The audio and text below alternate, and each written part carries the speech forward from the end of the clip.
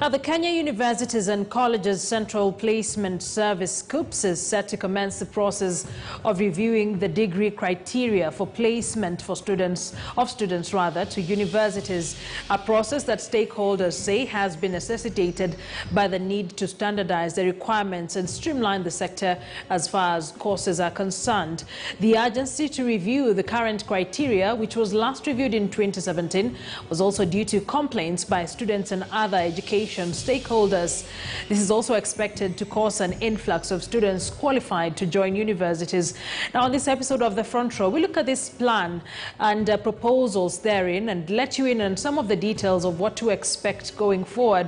What will this mean for students and the higher education fraternity in this country and in the coming years? Will it achieve the intended goal? I'm hosting a panel of experts in the sector and we'll delve into matters to do with these requirements and course development for students. Welcome to the broadcast. Good to see you. I am Akisa Wandera. To be part of this conversation, we will be letting you, just respond to our tweetable question, and we are asking you, what is your take on the proposed criteria for universities and colleges admission? What is your take on the proposed criteria for university and colleges admission?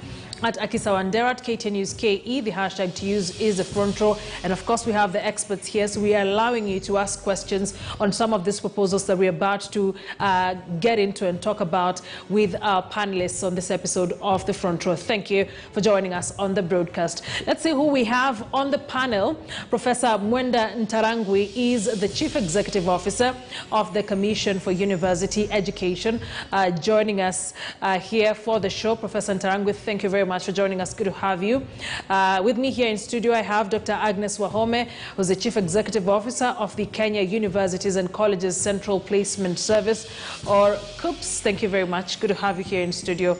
And finally, we have Professor Geoffrey Muluvi, who's the Vice Chancellor of the South Eastern Kenya University, SECU, is also the Chairman of the Vice Chancellor's Committee of Public Universities and a member of the CUPS Board representing public universities. So it will be good to get perspective from Vice Chancellor, especially in public universities, whom this particular process is going to affect.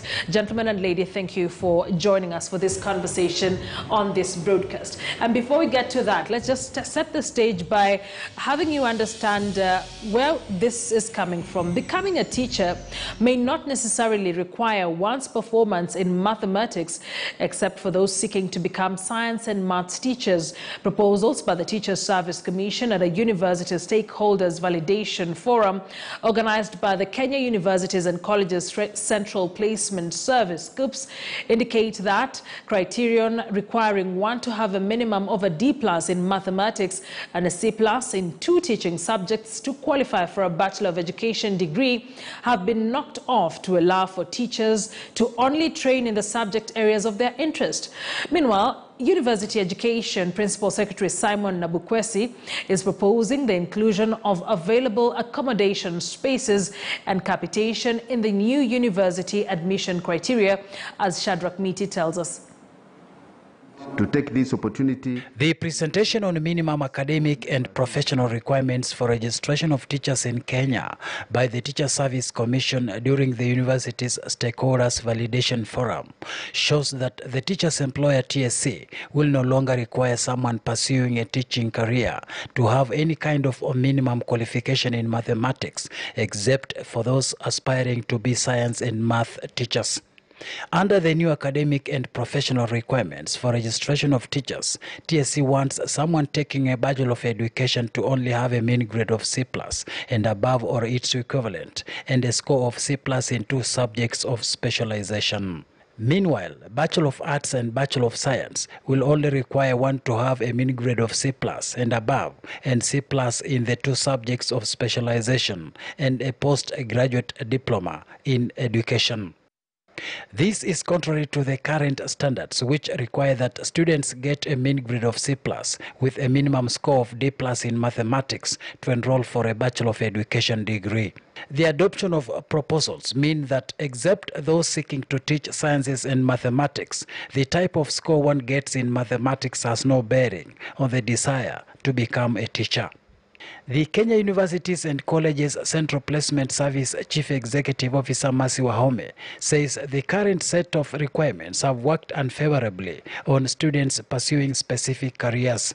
The new universities' entry requirements to be adopted and validated by vice chancellors, academic registrars and representatives from various professionals and regulatory bodies points out that there has been a lack of clarity and balance between the minimum requirements on cluster subjects and cut-off entry points.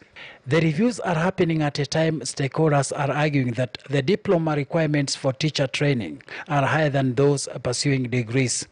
For instance, to train for a diploma in teaching, one must have a mean grade of C plain with a C in English, Kiswahili, mathematics and any of the humanities and science subjects. While qualifying for a Bachelor's of Education degree, one only needs a minimum of C in English and a D+ in mathematics.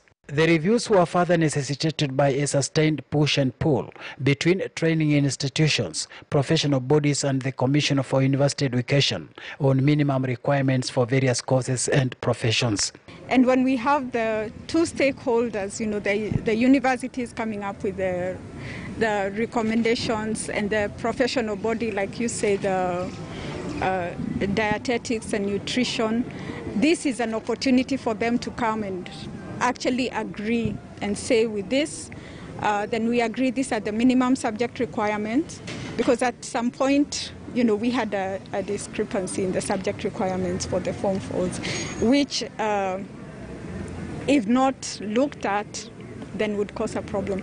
If adopted, students pursuing technical subjects such as agriculture and fashion and design could benefit a lot from the new placements criteria. Currently, to do a Bachelor of Science in Agriculture, the main subject requirement is biology. Yet, we have students who have taken agriculture from Form 1 to Form 4, and this subject doesn't count into their, admission into the university. So the criteria will recognize such subjects like agriculture. Meanwhile, the government is proposing the inclusion of available accommodation spaces and capitation in the new university admission criteria. Cut points to join universities to be based on available accommodation space and government capitation. That's the way it was being done. And therefore, the cut point used to be varied from year to year based on performance and the growth of the sector in terms of accommodation and available tuition space. The proposal by University Education Principal Secretary Simon Ebukwesi means scoring a C+ as the minimum entry point to university may not be enough for one to be admitted. And given the government proposal is happening at a time public universities are struggling with inadequate funding, it means the government could be seeking to regulate admission of students to universities by limiting the numbers to capitation and accommodation. Shadrach Miti, KTN News. Right, that story there by Shadrach Miti just giving us an overview of what we will be conversing for the next hour or so with my panelists. Dr. Wahome, perhaps to just start with you, because you have, we've seen you in one of the clips there just trying to explain what this is about. Perhaps let's start from the point of where we're coming from with this. The last review was done in 2017. What trends are we seeing that have necessitated this move? Okay. Thank you very much, Akisa, for inviting me. I think what's most important is to first understand the mandate of COOPs. Now, in the Universities Act of 2012, in Section 55, our mandate, or the mandate of the board, is to come up with a criteria that enables students to access courses for which they have applied, taking into account the students' qualifications and the list of priorities. I think that's very, very important, that the focus here is on the student. What is their, what are the courses they want to pursue? What are their qualifications and the available opportunities that are there in the universities for them? And not just universities, but also the colleges. So when COOPs was established, we placed the first students as COOPs. using the criteria that was now developed, borrowing from JAB. Now, in 2017, as COOPS now, we developed the first criteria. And this was, again, a process where stakeholders were invited. These are the universities, the colleges, the professional bodies, and of course the Commission for University Education, to come together and come up with a criteria that really addresses now the needs of the students in terms of access to quality education. Now, when you look over the years, 2017, this is the class that sat in 2017, and now we are in 2021. There's been a lot of changes, in terms of the programs that are now offered in the university, and of course the reforms that are happening in the country currently in the education sector. When we say we are moving to CBC, what are we saying in terms of looking at the students or the young Kenyans and helping them pursue the courses that really they feel address their passion, their gifts, and their competencies. So we are looking at moving away from the traditional, very hardline courses and recognizing that somebody can be gifted in music, in art, and design. So when you look at the current criteria, for example, like I said yesterday, we have courses that have really focused on, if it's a Bachelor of Science in an agriculture course, then we are looking at biology. Yet we have students who have been doing agriculture, they love agriculture, and that's generally where the country needs to be looking at. So, 21st century course development, and we'll get into that. Let me bring in the two professors before we go on a break, just to get their initial thoughts on some of these proposals. Professor Ntarangwi, you're coming from the Commission for University Education, a very key stakeholder in this, and perhaps just a question that I've still ask Dr. Wahome, where are we coming from this? What trends are this that have necessitated this particular process? And how are you seeing this work out for university education as we go forward? Thank you, Akisa. And that's a very important question, because our work is now zeroing in on our key stakeholder, who is the student. The student is given the choices, but also they need the right kind of information to make those choices of the career paths they want to take.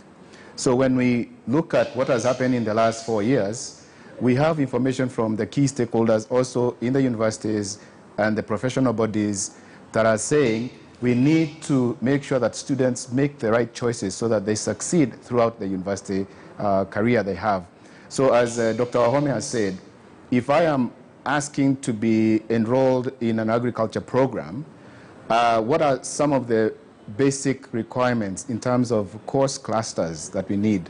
And this says that, yes, you have a C+, which is what the Commission set as the basic minimum for you to enter into the university, but are there other requirements that are needed in order for you to fit within the course that you are asking to go into?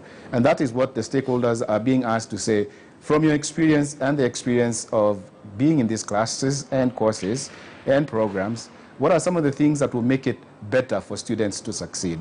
That's where we're coming from, Akisa.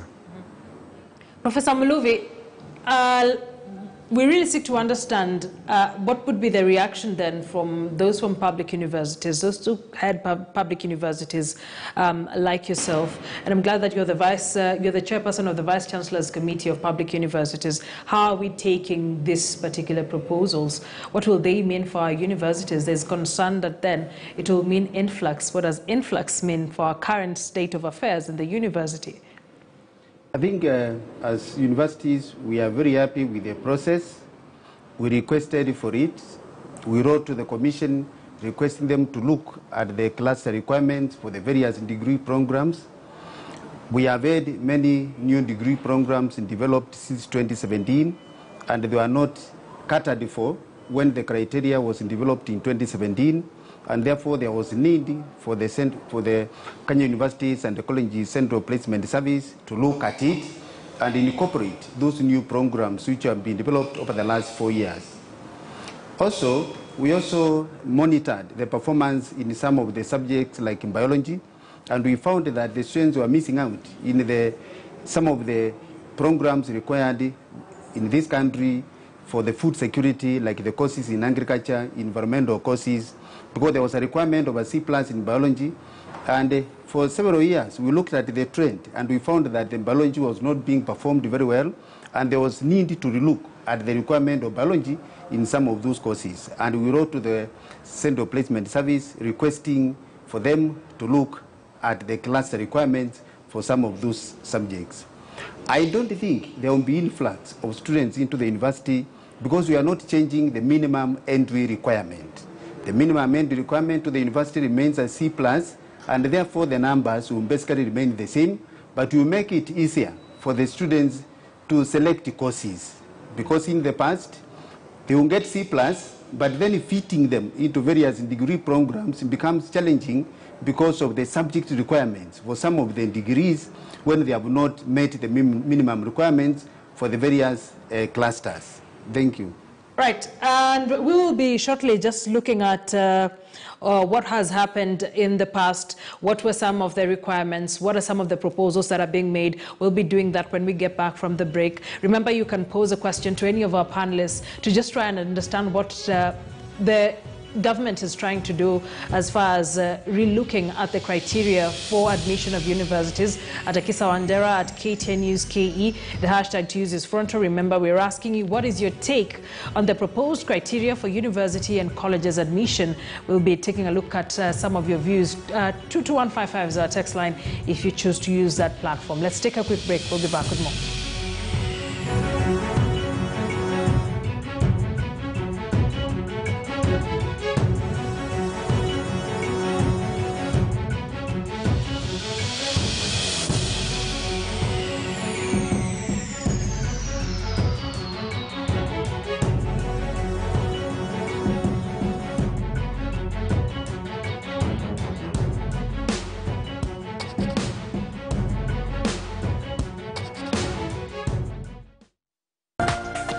This is KTN News.